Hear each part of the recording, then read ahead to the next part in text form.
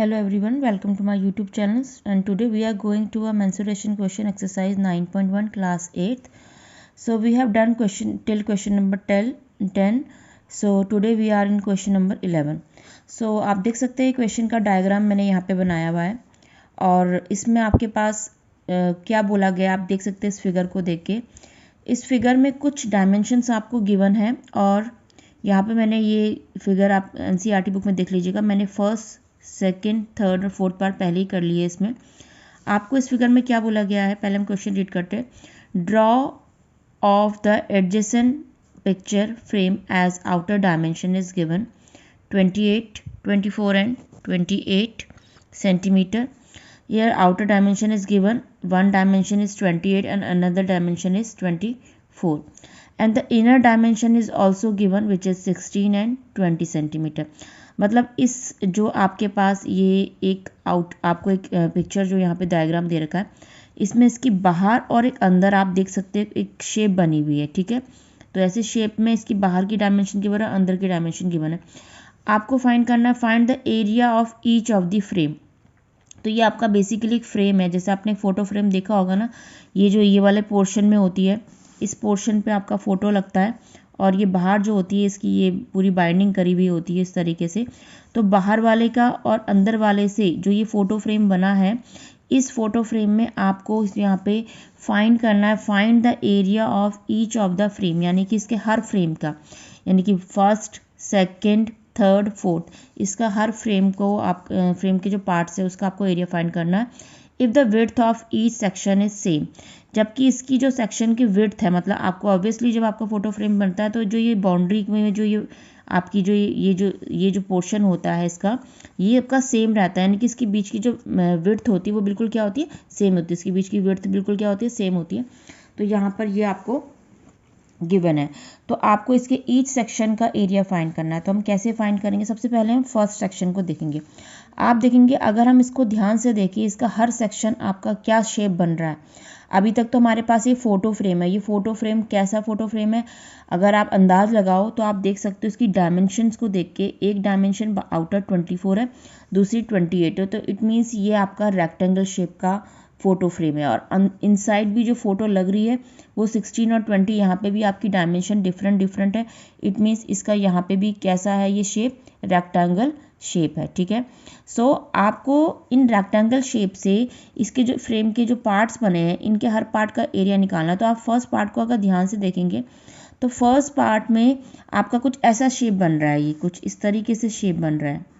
तो ये शेप कैसी शेप होती है, आपकी ट्रेपेजियम की शेप होती है। तो ट्रेपेजियम के शेप के लिए आपके पास जो उसका एरिया का फॉर्मूला होता है वो होता है 1/2 base into 1/2 base sum of two parallel sides, 1/2 sum of two parallel side. Two parallel sides तो गिवन है। अगर आप फर्स्ट फ्रेम का इसका देखेंगे फर्स्ट वाले सेक्शन का, तो इसका सम ऑफ टू पैरेलल साइड्स में से दोनों पैरेलल साइड्स गिवन है, एक है 20 दूसरी है 28। लेकिन यहाँ पे हाइट मिसिंग है। हमें ये जो हाइट होता है ना ट्रेपेजियम का, ये चाहिए बेसिकली, ये हाइट हमें पता चल जाए तो हमें इस ट्रेपेजियम का एरिया फाइंड आउट हो जाएगा। अब इसकी जो विड्थ है वो उन्होंने बोला कि हर सेक्शन के लिए सेम है, मतलब हर सेक्शन के लिए विड्थ सेम है। तो यानी कि एक की आ जाएगी तो सबकी वही होगी। अब वो एक की फाइंड करनी, सपोज मुझे ये फाइंड करनी, मैं इसको कैसे फाइंड करूँगी, ये वाली, ये देखिए ये कैसे फाइंड करी जाएगी। आप देख सकते हैं कि ये लेंथ कितनी है, ये वाली लेंथ जो है आपकी वो 24 है, ठीक है। देखिए ये लेंथ आपकी 20, ये वाली लेंथ यहाँ से लेके यहाँ तक 20 है, सॉरी 24 नहीं, ये 20 है आपकी, ठीक है। और ये वाली कितनी है, ये पूरी की पूरी ये 28 है।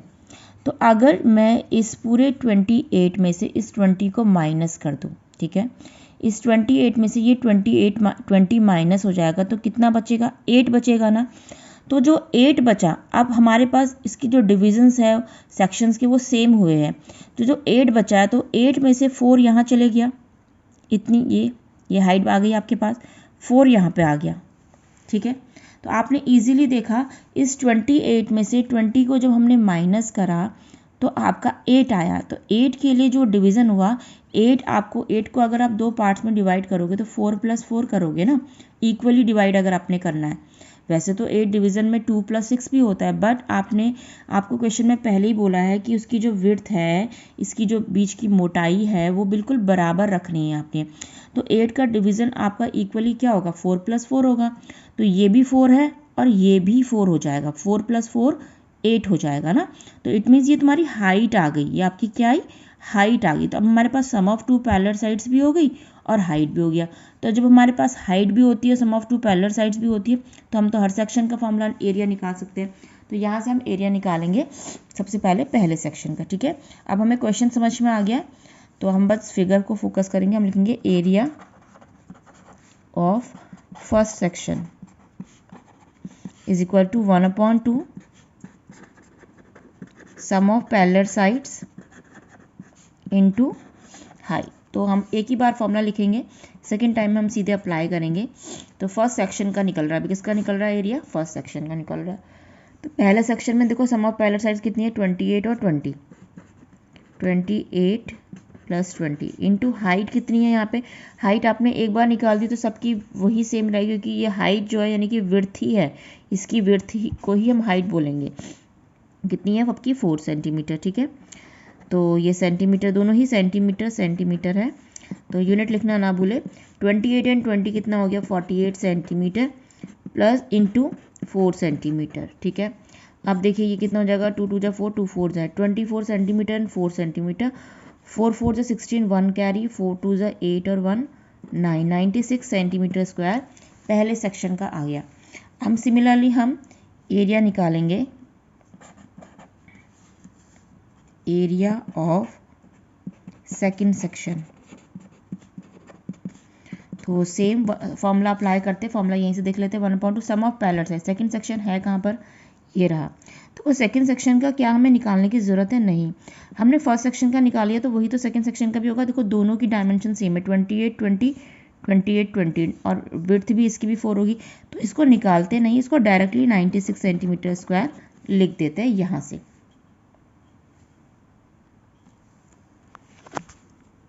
ठीक है, हमने इसको डायरेक्टली लिख दिया। अब हम निकालेंगे एरिया ऑफ थर्ड सेक्शन। देखिए थर्ड सेक्शन कहाँ है आपके पास, थर्ड सेक्शन आप देखेंगे तो ये आपका थर्ड सेक्शन है, ठीक है। तो थर्ड सेक्शन में आपके पास थोड़ा सा, थर्ड सेक्शन में आप देख सकते हैं ये वाला 24 है, तो ये वाली देखिए ये 24 है। तो रेक्टेंगल की प्रॉपर्टी होती है अपोजिट साइड्स आर इक्वल, है ना। ये भी रेक्टेंगल है, ये भी रेक्टेंगल, तो ये भी 24 होगा। ये 16 है तो ये भी आपका 16 होगा। तो थर्ड सेक्शन में भी हम निकाल देते हैं 1/2 सम ऑफ पैरेलल साइड्स, यानी कि 24 + 16, ठीक है। 24 centimetre plus 16 centimetre into height 4 centimetre, आपने सबके लिए सेम लेनी है विड्थ, ठीक है।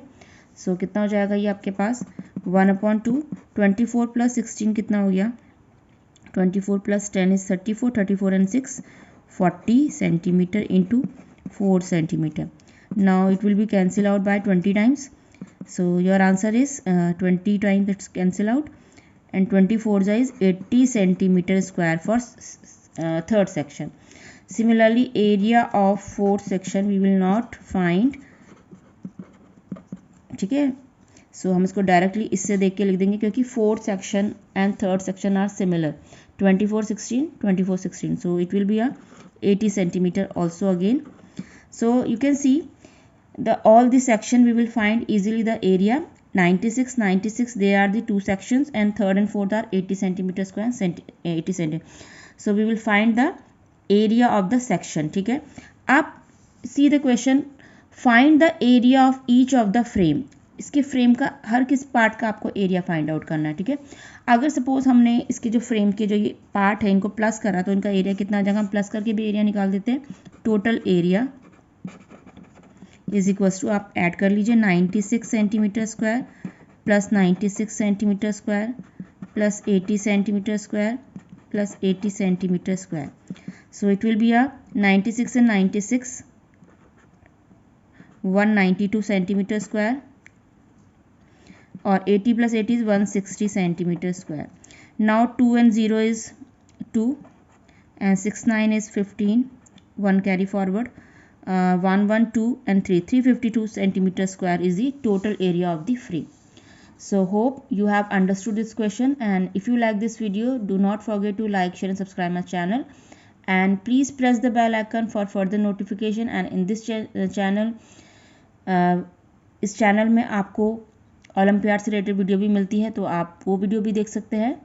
If you are interested for olympiad questions, so you have learned the Olympiad and practice the Olympiad question. Thank you and thanks for watching.